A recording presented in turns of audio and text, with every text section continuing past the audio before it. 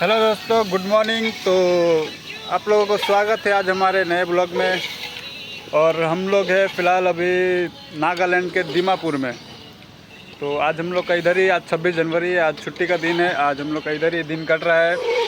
तो आज हम लोग बना रहे हैं चिकन। आप लोग को चलिए मैं दिखा देता हूँ। हम लोग का चिकन फ्राई हो रहा है, जैसे कि देख सकते हैं। ये चिकन फ्राई हो रहा है हम लोग का। मसाला वसाला भुंजा गया है, अभी चिकन बन रहा है। फिर हम लोग आज का दिन इधर ही कटेगा हम लोग का। 26 जनवरी का दिन है। और हम लोग को जाना है यहाँ से मणिपुर, इम्फाल, जो कि यहाँ से 250 किलोमीटर बचा है हम लोग का कंपनी।